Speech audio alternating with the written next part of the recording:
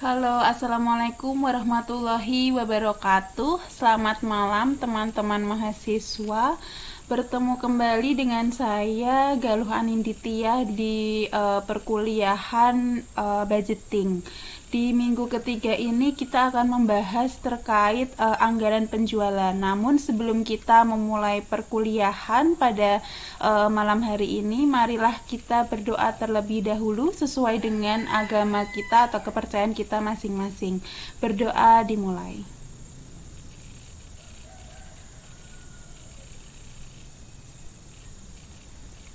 Berdoa selesai. Baik, langsung saja ya teman-teman, kita masuk ke materi di mana di minggu ini kita akan membahas terkait anggaran penjualan. Seperti yang kita ketahui di awal pertemuan, kita sudah membahas ya terkait budgeting. Kemudian di pertemuan kedua kita sudah membahas terkait master budgeting, di mana master budgeting ini merupakan anggaran induk ya, kalau kalian masih ingat. Kemudian di dalam master budgeting itu ada dua komponen utama, yaitu ada anggaran operasi dan juga anggaran keuangan. Di mana anggaran operasi ini terdiri dari anggaran penjualan, anggaran produksi, anggaran bahan baku, anggaran tenaga kerja, anggaran biaya overhead pabrik, dan anggaran persediaan. Kemudian untuk yang anggaran keuangan itu ada anggaran kas, anggaran modal, dan ada anggaran neraca dan anggaran laba rugi seperti laporan keuangan itu ya. Kemudian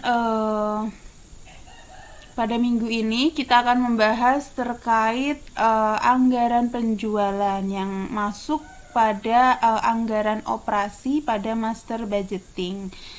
Jadi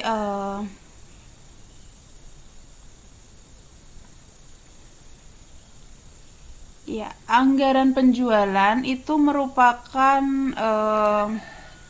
secara sederhananya itu anggaran penjualan dapat dikatakan sebagai suatu rencana pendapatan atau revenue dari perusahaan ya dalam kurun waktu 1 tahun atau lebih, di mana hal itu tergantung dari perusahaan tersebut ingin menyusunnya dalam 1 tahun atau beberapa tahun. Tetapi secara umum anggaran penjualan itu selalu disajikan pada kurun waktu 1 tahun, lalu kemudian dirinci secara bulan atau per bulannya begitu. Jadi bisa dikatakan bahwa anggaran penjualan ini bisa dikatakan sebagai titik sentral terhadap semua pembuatan anggaran biaya dan juga investasi. Karena itulah kita mendahulukan pembahasan ini di bagian awal daripada anggaran-anggaran lainnya begitu. Kemudian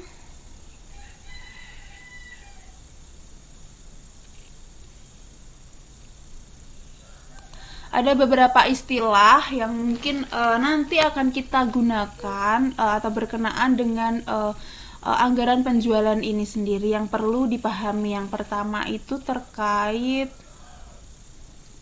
anggaran penjualan itu sendiri. Jadi anggaran penjualan ini dapat diartikan sebagai anggaran taksiran hasil penjualan atau anggaran dari hasil proses taksiran penjualan pada periode yang akan datang, di mana anggaran penjualan ini disusun dan dibuat oleh bagian penjualan. Dalam hal ini adalah manajer penjualan, atau yang lebih luas lagi itu dibuat oleh manajer pemasaran, di mana hal ini rencananya itu berisikan rencana tertulis yang dinyatakan dalam angka dalam produk, angka dari produk yang akan kita jual atau yang akan kita produksi begitu dari pada periode tertentu. Kemudian istilah selanjutnya itu ada menjual atau sell. Jadi maksudnya adalah perusahaan atau penjual itu menyerahkan sesuatu barang atau jasa kepada konsumen atau pembeli dengan harga tertentu sesuai dengan kesepakatan dan pada saat tertentu juga. Kemudian untuk penjual atau selling itu adalah orang yang melakukan proses kegiatan menjual suatu barang atau jasa, mulai dari kegiatan penetapan harga jual, pendistribusian produk, sampai ke tangan konsumen ataupun pembeli. Seperti biasa ya teman-teman, kalau ada yang ingin ditanyakan bisa langsung tulis di kolom chat, nanti akan saya jawab begitu. Kemudian yang selanjutnya itu adalah penjualan atau sales, di mana hasil penjualan adalah hasil penjualan atau hasil proses menjual begitu ya, yang di dalamnya terdapat unsur pendapatan atau revenue. Unsur pendapatan revenue ini sendiri ada yang menyebutnya sales revenues, terdiri dari penjualan kotor dan juga penjualan bersih. Kemudian yang selanjutnya itu ada potongan penjualan ya, yang sering disebut dengan diskon. Ini bagi kaum Hawa ya, suka diskon. Jadi diskon ini merupakan potongan harga jual yang diberikan perusahaan penjual kepada konsumen yang membeli. Biasanya diberikan jika pembelian dalam jumlah besar atau pada program perusahaan di momen tertentu, misalnya ulang tahun perusahaan atau hari-hari besar lainnya seperti hari kemerdekaan atau sekarang ini ya menjelang lebaran begitu. Biasanya banyak diskon-diskon diberikan oleh perusahaan begitu ataupun si penjual. Yang selanjutnya itu ada retur atau sales return, di mana ini merupakan pengembalian barang jadi barang yang dibeli itu dikembalikan sejumlah barang yang telah dibeli tadi. Karena kenapa? Karena barangnya itu mungkin rusak, cacat, atau barang tersebut tidak sesuai dengan keinginan pembeli. Mungkin bagi yang sering beli di Shopee atau di marketplace itu juga ada returnya begitu. Caranya juga hampir sama maksudnya.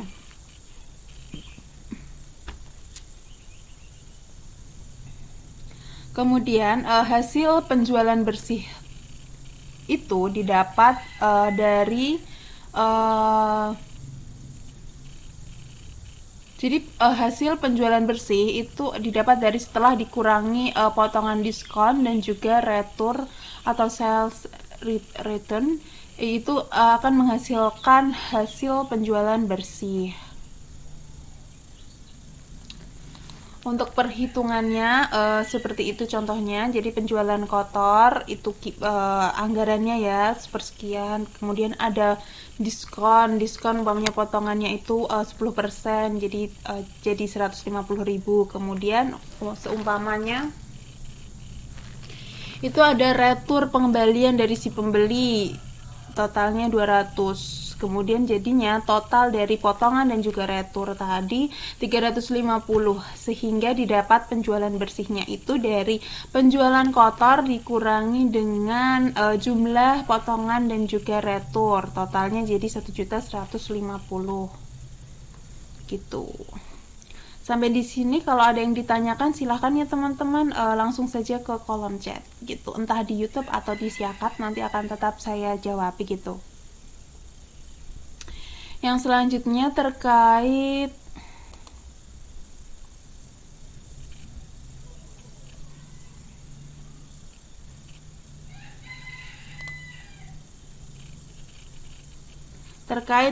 kegunaan dari anggaran penjualan di sini ada 3. Yang pertama itu anggaran penjualan itu bisa berperan sebagai dasar penyusunan anggaran lainnya, karena ini merupakan inti dari pelaksanaan dari semua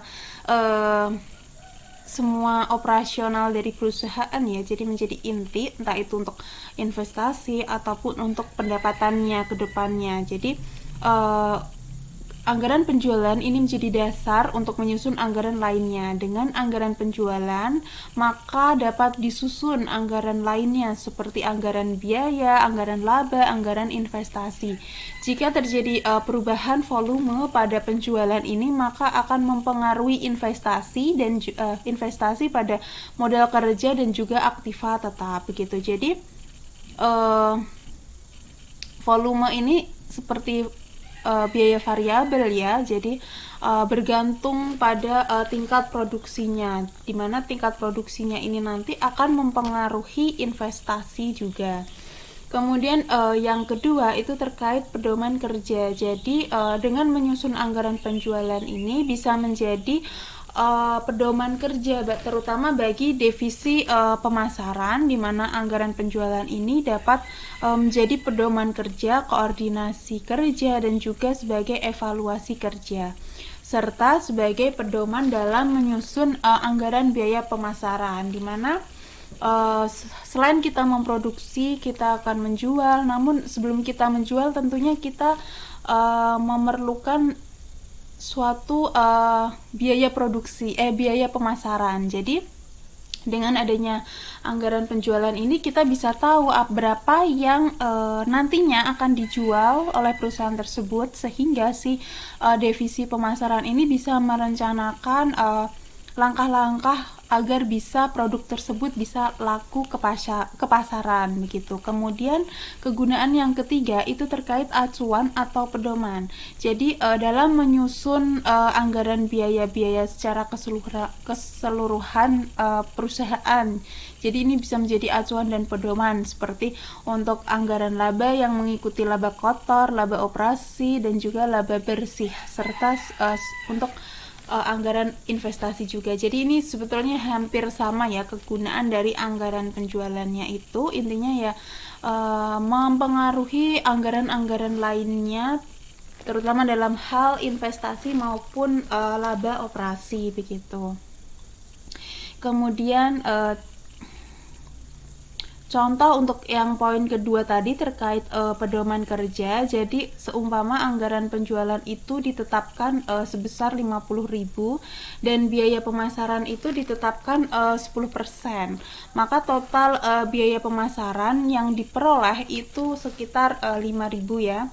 Jadi pada divisi atau bagian pemasaran tersebut memiliki bagian lain seperti bagian promosi, kemudian ada gudang dan distribusi, layanan dan sebagainya. Maka jumlah yang dianggarkan sebesar 5.000 tersebut dapat dibuat lebih rinci lagi dengan alokasi ke masing-masing divisi bagian yang dimiliki perusahaan tersebut. Jadi dari 5.000 itu nanti akan dimasukkan ke bagian promosi, gudang, dan juga distribusi, layanan dan sebagainya. Jadi dari penyusunan anggaran penjualan tadi memang menjadi penting bagi biaya pemasaran juga begitu. Kemudian untuk contoh yang poin ketiga tadi terkait acuan atau pedoman. Jadi misal anggaran penjualan itu tadi ditetapkan 50.000,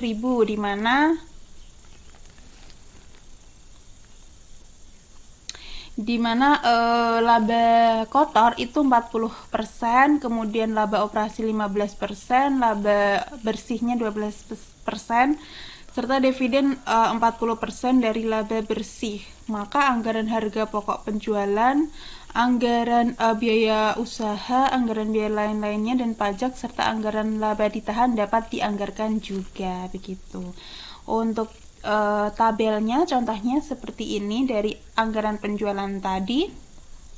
Jadi seumpama penjualan ini sudah dianggarkan 50.000 dengan persentase 100%, kemudian HPP-nya 30.000 ya. Laba kotor yang dianggarkan itu 20.000, kemudian untuk biaya usahanya yang dianggarkan sekitar 12.500, kemudian untuk laba operasi yang dianggarkan dari 15% begitu 7,5, kemudian untuk biaya lain-lainnya dianggarkan 3%, Kemudian untuk laba bersihnya dianggarkan 12% dan dividen 4,8%. Kemudian laba ditahan juga 5,2%. Jadi dengan anggaran penjualan ini kita bisa menganggarkan biaya-biaya ataupun laba ya, ataupun harga pokok penjualan dari perusahaan tersebut. Jadi dari produksi barang tersebut begitu ya, dari anggaran penjualan tadi bisa diperoleh semua ini. Jika perusahaan ingin meningkatkan laba penjualannya, itu ada beberapa cara yang bisa dilakukan oleh perusahaan. Yang pertama dengan meningkatkan kuantitas barang yang akan dijual. Jadi dengan untuk meningkatkan laba usaha, kita bisa meningkatkan kuantitas ataupun barang yang akan diproduksi itu ditingkatkan. Kemudian kita juga bisa menaikkan harga jual per unit barang yang dijual. Selain meningkatkan kuantitas ataupun jumlah barang yang akan dijual, kita juga dapat menaikkan harga jual per unit. Namun untuk meningkatkan harga jual ini memang akan sedikit riskan ya, terutama bagi konsumen yang sudah tahu harga pasaran. Apabila harganya itu terlalu tinggi, malah barang tersebut tidak akan laku begitu.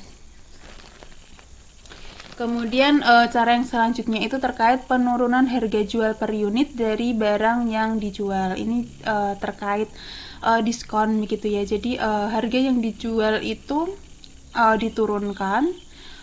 Namun dengan kita sudah memproduksi barang itu dalam jumlah yang banyak, sehingga laba yang akan diperoleh itu akan meningkat. Jadi dengan penurunan harga ini mungkin kita ada biaya-biaya operasional lain yang diturunkan, atau kita mendapatkan biaya operasi ataupun bahan baku yang lebih murah seumpama, sehingga kita dapat menurunkan harga jual, sehingga dengan penurunan harga jual tersebut konsumen akan tertarik untuk membeli produk yang kita miliki begitu, sehingga dapat meningkatkan laba operasi dari perusahaan begitu, ataupun laba penjualan. Yang selanjutnya ini. Jadi saat perusahaan hanya mampu menjual 1000 unit barang dengan harga jual 50.000 per unit, adapun harga pokok penjualan tersebut adalah 30.000 per unit. Untuk meningkatkan laba penjualan, perusahaan dapat meningkatkan harga jualnya menjadi 55.000 per unit, dan perusahaan juga dapat meningkatkan jumlah barang yang terjual menjadi 1.100 unit. Dengan meningkatkan harga jual dan juga meningkatkan jumlah barang yang terjual tersebut, perusahaan ternyata dapat menekan harga pokok menjadi 25.000 per unit begitu. Kemudian strategi lainnya, sebentar.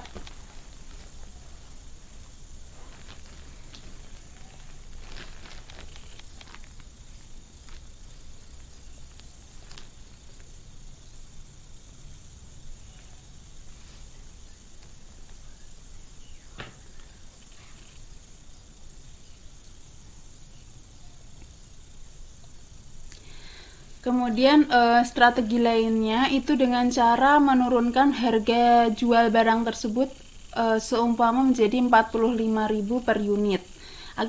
Akibat penurunan harga jual tersebut ternyata dapat mendorong minat beli dari masyarakat terhadap barang yang kita jual. Ternyata hasil dari penjualan barang tersebut tidak tanggung-tanggung dapat meningkatkan menjadi 1.500 unit, seumpama seperti itu.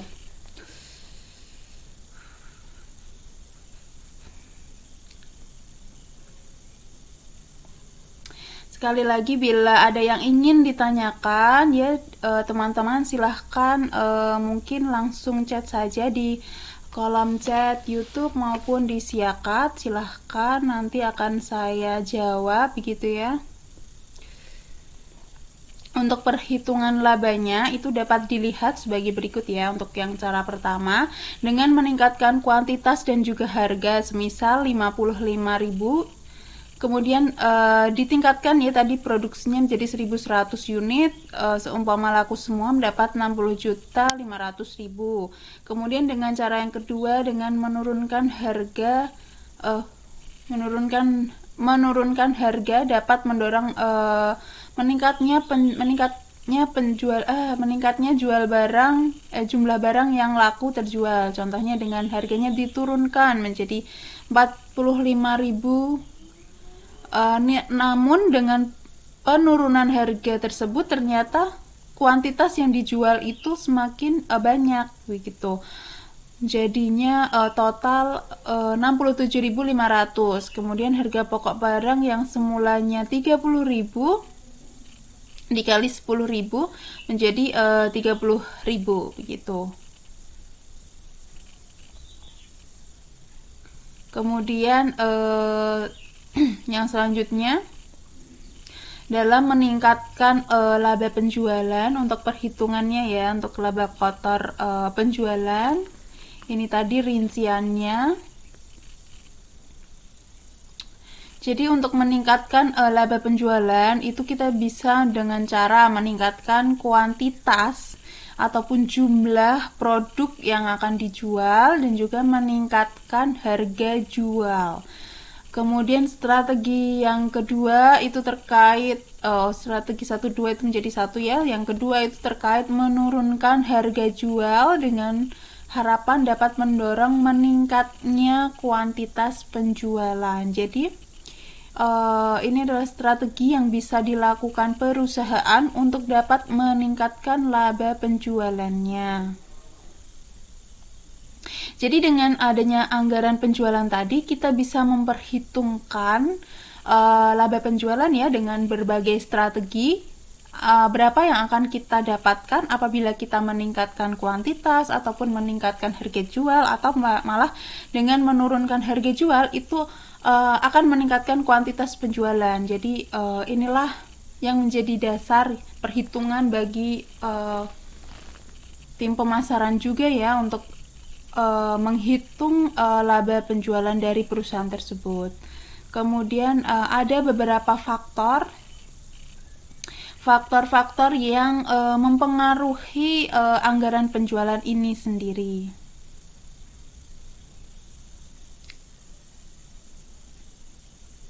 Mungkin ada yang ditanyakan teman-teman, langsung saja chat ya, nanti akan saya jawab begitu. Entah saya jawabnya di kolom chat, di YouTube ataupun di Siaka. Jadi silakan untuk mengajukan pertanyaannya di sana.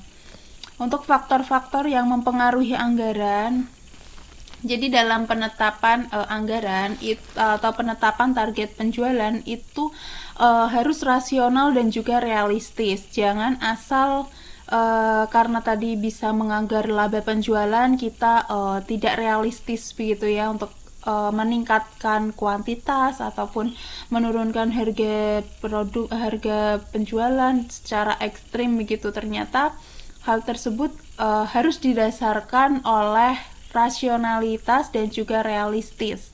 Jadi rasional yang dimaksud ini adalah target penjualan itu harus dapat menjelaskan sebab-sebab mengapa harus mencapai dengan jumlah target yang telah ditetapkan tersebut. Jadi dalam peningkatan harga jual ataupun peningkatan kuantitas ataupun menurunkan harga jual tadi juga harus didasarkan sebab-sebab gitu ya. Ada alasannya kenapa kita menaikkan, kenapa kita menurunkan, atau kenapa kita memberikan diskon begitu. Jadi seumpama kita meningkatkan jumlah produksi, itu alasannya karena produk tersebut sangat diminati di masyarakat ataupun konsumen begitu. Jadi kita mengambil peluang tersebut untuk meningkatkan produksi pada barang tersebut. Kemudian untuk meningkatkan harga jual, misal itu didasarkan seumpama karena biaya bahan bakunya naik atau ada biaya-biaya lain yang naik yang menyebabkan apabila tidak dinaikkan kita tidak mendapatkan untung, semisal seperti itu.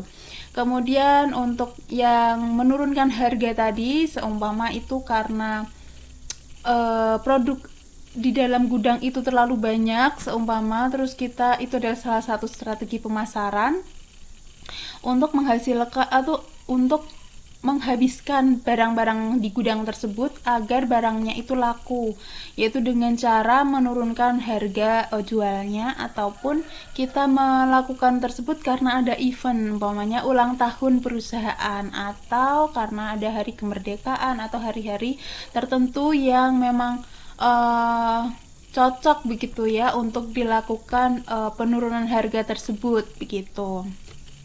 Kemudian alasan yang kedua juga harus realistis. Jadi target penjualan itu harus mampu dicapai oleh para aparat tenaga penjual dengan dukungan sumber daya yang ada ataupun yang dimiliki perusahaan. Jadi targetnya itu jangan terlalu berlebihan sehingga barang itu malah tidak mampu dijual oleh salesnya begitu. Jadi kita harus, yaitu tadi, harus rasional dan realistis dalam menyusun anggaran penjualan tadi. Jangan asal karena kita ingin mendapatkan untung banyak malah hasilnya tidak realistis maupun tidak rasional begitu.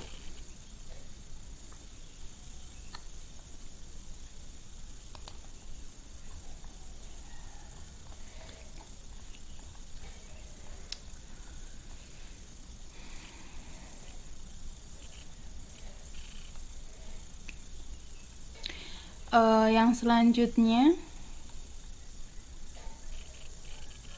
jadi di samping kita menetapkan target penjualan tadi, jadi seorang manajer itu harus juga dapat mempertimbangkan faktor-faktor lainnya yang dapat mempengaruhi ataupun dapat mempengaruhi lah terhadap penjualan kita gitu. Jadi ada beberapa faktor lain yang perlu mendapat perhatian serius dari si manajer penjualan, dan faktor-faktor tersebut dapat mempengaruhi anggaran penjualan. Salah satunya adalah anggaran pemasaran, di mana anggaran pemasaran yang perlu dipertimbangkan itu adalah yang pertama terkait kondisi pasar. Jadi kondisi pasar ini mencakup luasnya pangsa pasar perusahaan itu, apakah berskala internasional, nasional, regional, atau hanya bersifat lokal saja. Jadi kita harus memperhatikan kondisi pasar itu sedang seperti apa, apakah produk kita itu bisa laku atau tidak dengan kondisi pasar tersebut begitu. Kemudian yang selanjutnya itu terkait kondisi persaingan. Kita harus melihat ya, apakah kondisi persaingan perusahaan itu perfect competition, oligopoli, monopolistik, atau monopoli begitu. Jadi kita harus memperhatikan persaingannya itu seperti apa. Kemudian yang selanjutnya itu keadaan konsumen. Jadi bagaimana selera konsumen saat ini, apa yang sedang digandrungi ya, apakah konsumen dapat menyukai produk atau jasa kita, baik kualitas produk, tingkat kebutuhan, dan juga keterjangkauan harga, termasuk apakah mereka itu tergolong konsumen akhir atau konsumen industri. Hal ini juga mempengaruhi keputusan mereka dalam membeli suatu produk kita terutama.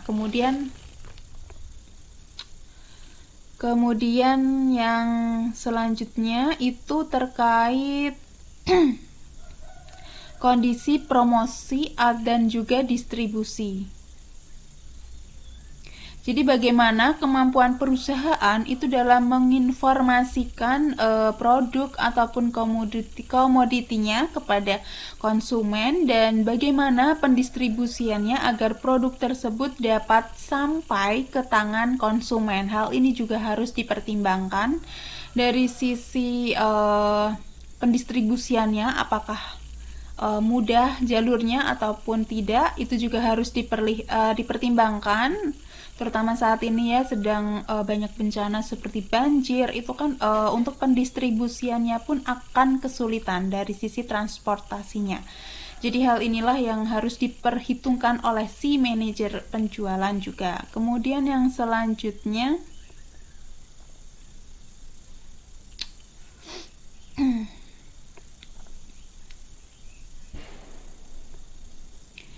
Yang selanjutnya itu terkait faktor keuangan. Faktor keuangan atau modal kerja. Jadi, sejauh mana kemampuan modal kerja perusahaan dalam hal mendukung pencapaian target penjualan yang dianggarkan itu untuk pembelian bahan baku, upah tenaga kerja, biaya overhead, promosi atau pemasaran, dan lainnya, reparasi atau pembelian mesin baru. Jadi hal ini juga perlu dipertimbangkan karena mempengaruhi tingkat produksi maupun promosi dari perusahaan. Kemudian yang selanjutnya itu terkait faktor ekonomis.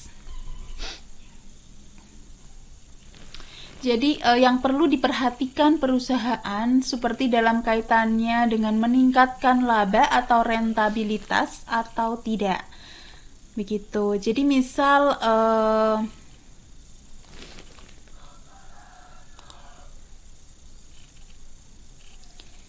ini ya untuk perhitungannya faktor ekonomis. Semisal saat ini perusahaan mampu menjual 1000 unit dengan harga jual 50.000 seumpama. Harga pokok per unitnya itu 30.000 dan beban usaha sebulannya 5 juta. Kemudian modal usaha yang diperlukan itu 20 juta. Setelah itu perusahaan berkeinginan untuk meningkatkan penjualan menjadi 1.500 unit, di mana modal usaha itu jadi meningkat juga 40 juta. Kemudian beban usaha juga meningkat menjadi 21 juta, di mana harga jual dan harga pokok itu tidak berubah. Apakah dengan meningkatnya penjualan tersebut dapat meningkatkan rentabilitas ekonomi? Jadi perhitungannya begini untuk rentabilitas semula ya, dengan penjualan 100 unit dikali 50.000 menghasilkan 50 juta. Kemudian untuk harga pokok barang yang terjual 1000 unit dikalikan 30.000 menjadi harga pokoknya tadi ya, menjadi 30 juta. Laba kotornya itu 20 juta, kemudian untuk beban usahanya 15 juta, dan hasilnya laba usahanya itu 5 juta. Jadi rentabilitasnya itu 25%. Kemudian setelah perhitungan rentabilitas ekonomi setelah jualannya meningkat.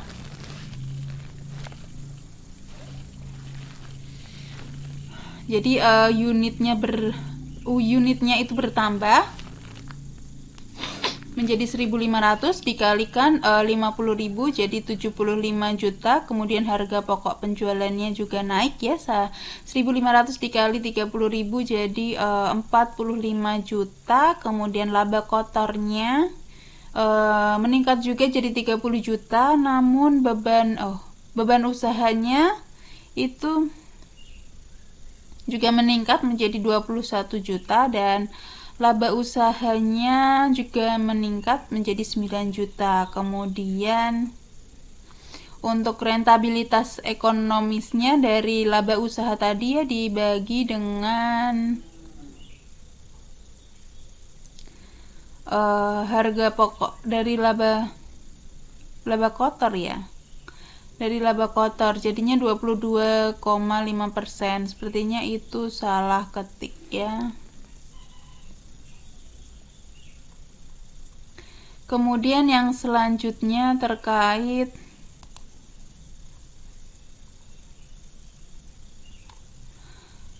jadi tadi ya. Jadi berdasarkan perhitungan yang telah dipaparkan tersebut, tampak jelas bahwa penjualan itu mengalami peningkatan dari 50 juta menjadi 75 juta dan laba usahanya juga meningkat dari 5 juta menjadi 9 juta. Akan tetapi pertanyaannya itu dilihat dari sisi rentabilitas ekonomisnya, perusahaan tersebut sebenarnya mengalami penurunan dari 25% menjadi 22,5%.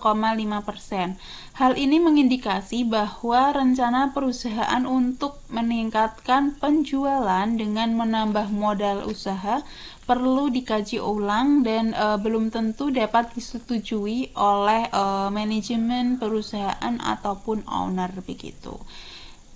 Oleh karena itu penting ya untuk melakukan suatu anggaran agar kita itu bisa memperhitungkan laba operasi kita ataupun laba usaha yang akan kita peroleh begitu. Dengan perhitungan seperti peningkatan produksi ataupun apa dan lain sebagainya atau peningkatan harga itu. Nanti kita bisa akan mengetahui peningkatan laba itu sesuai atau tidak dengan usaha yang kita miliki dan apakah hal ini akan memperoleh izin ya dari owner apabila kita melakukan tindakan tersebut. Kemudian yang selanjutnya terkait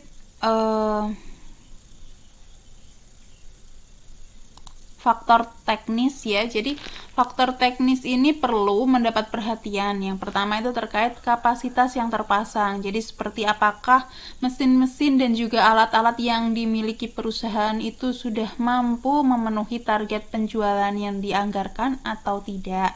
Kemudian yang kedua itu terkait bahan baku dan juga tenaga kerja. Apakah perusahaan itu mendapatnya dengan mudah dan murah bahan bakunya, dan juga tenaga kerja yang dimiliki itu apakah memiliki kemampuan yang tinggi dalam hal memproduksi atau dalam hal memasarkan produk. Jadi hal ini juga perlu dikaji ulang gitu ya.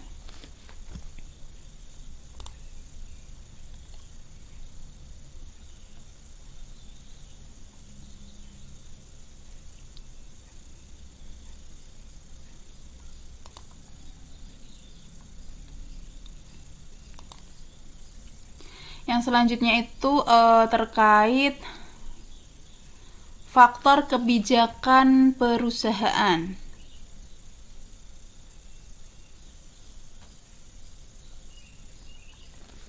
Jadi di faktor kebijakan perusahaan yang perlu mendapat perhatian itu misalnya dalam kebijakan perusahaan yang berkeinginan untuk membuat suatu produk dengan kualitas terbaik atau original. Semisal jika hal itu merupakan suatu kebijakan perusahaan, tentunya perusahaan tidak memiliki kesempatan untuk menjual produk dengan kualitas 1 atau KW1 atau kualitas 2 atau KW2 karena sumber daya yang dimilikinya pun juga terbatas. Contoh lainnya itu seperti katakanlah kebijakan perusahaan untuk tidak memperluas pabrik.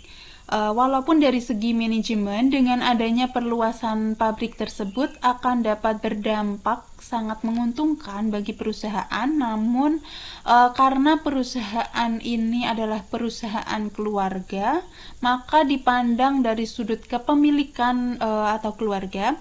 Hal ini berarti akan ada pemilik modal baru yang bukan keluarga, misal seperti pemegang saham gitu ya. Jadi ada investor lain masuk. Apabila ini perusahaan keluarga, mereka mungkin akan khawatir. Begitu. Jadi jika hal itu terjadi, ruang gerak pihak keluarga tentunya akan menjadi terbatasi dengan adanya kepemilikan dari pihak luar itu. Baik di segi penyusunan anggaran ataupun kebijakan-kebijakan lainnya.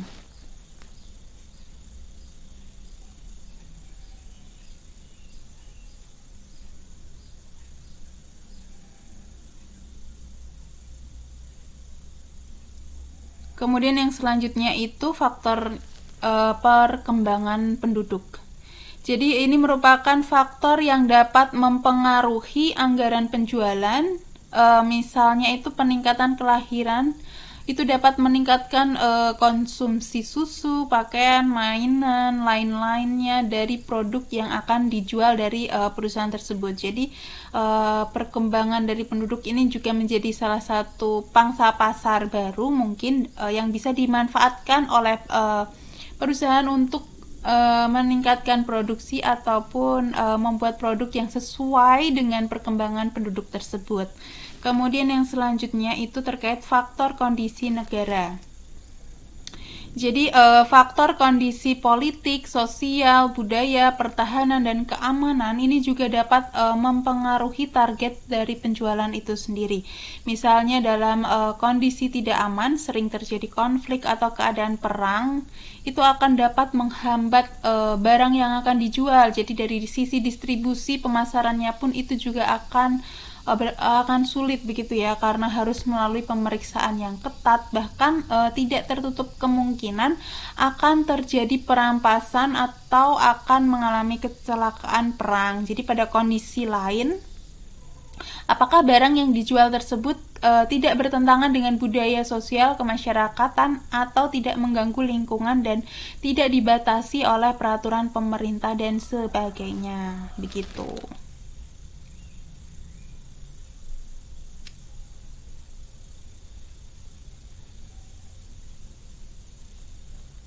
Jadi dari kesemua faktor-faktor tersebut di atas itu dapat mempengaruhi bahkan menentukan dalam proses penyusunan anggaran penjualan perusahaan, yang pada pelaksanaannya itu dapat didukung dengan membuat berupa forecasting atau peramalan penjualan terlebih dahulu. Untuk proses ataupun untuk penyusunan anggaran penjualan ataupun forecasting penjualan itu akan kita bahas di pertemuan selanjutnya atau di pertemuan keempat. Jadi untuk pertemuan ketiga ini kita cukup di materi ini. Mungkin sampai di sini ada yang ingin ditanyakan, silahkan kalian tuliskan di kolom chat YouTube maupun di Siakat, akan saya jawab nanti begitu. Kemudian untuk tugas, ini saya akan memberikan tugas nanti ya bagi teman-teman untuk meresum materi dari pertemuan 1 sampai pertemuan ketiga ini. Nanti akan saya buatkan tugasnya di Siakat ya teman-teman. Mohon dikerjakan agar bisa menjadi nilai teman-teman begitu. Mungkin dari saya cukup untuk materi pada pertemuan ketiga ini. Apabila ada yang masih dipertanyakan begitu ya, nanti bisa langsung tuliskan di kolom chat YouTube maupun di Siakat ataupun di grup WA, nanti akan saya jawab dan bisa menjadi salah satu nilai keaktifan juga. Dan untuk tugasnya nanti mohon untuk dikerjakan ya teman-teman. Untuk info selengkapnya itu akan saya berikan di grup WA. Mungkin sekian dari saya untuk hari ini, untuk malam ini ya teman-teman. Terima kasih bagi teman-teman yang sudah menonton dari awal sampai akhir, mengikuti perkuliahan dari awal sampai akhir. Kurang lebihnya saya mohon maaf. Akhir kata, wassalamualaikum warahmatullahi wabarakatuh.